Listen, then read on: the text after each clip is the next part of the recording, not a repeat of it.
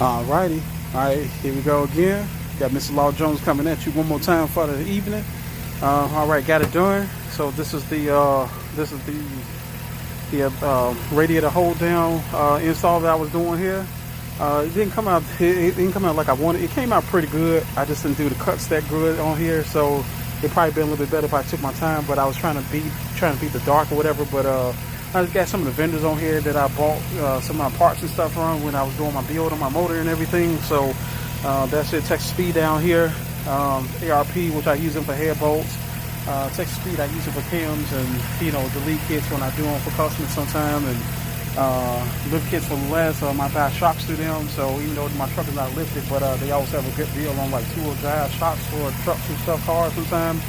And MAF, they're a company that makes they make a tool to, like, when you put a harmonic bounce on the LS motor, they have a deal on there that locks the flywheel in there, so you can kind of like install the harmonic bounce on there. So I just kind of putting some vendors on here who I'm using, but what I did was on here, some of my measurements, like I said, it came out pretty good for what it was. I mean, it could have been a little bit better. I'm not gonna complain about it. I mean, I may go ahead and redo it one more time. But what this is, this door kick plate, it comes as a 34-inch length. So what I did, I cut a 1/2 inch off on each side. I cut a 1/2 inch off on the driver's side of the vehicle, and I cut off a 1/2 inch off the passenger side of it, and I cut off a 1/2 inch off in the back, and I kind of went like about 120-degree angle.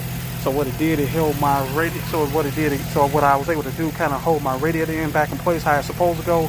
And not only that, it kept my fans in place here too. So as you see, they're not moving that much or anything like that. Let me see if I get a little back view of it. So what I did, like I said, it ain't the best, but I may beautify it. I may do it again. So what I did, I just kind of tucked this up under. It held it in. As you see, it's not moving or anything like that. My wires are tucked out the way, so I got my radiator hose and all that stuff where it's supposed to go. But that's pretty much it. So I don't complain about it. I mean, like I said, it could have been a little bit better. Like I said, if I got a little bit around here, like I said, I just couldn't really do it. I just didn't really have the right tools to really do it how I want to. But I will say this here, with this aluminum on here, it does work. It makes the air push out a little bit greater on my engine.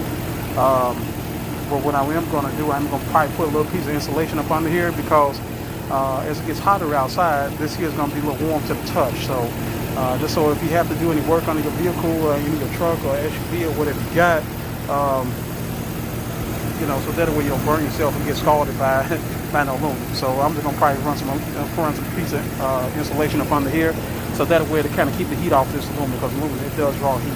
This is pretty thin, but anyway, I just wanted to show you what I did. So it's definitely working. I mean, like I said, I'm not gonna complain about it. It's doing what it's supposed to do. So if you got any questions or comments, please feel free to leave them.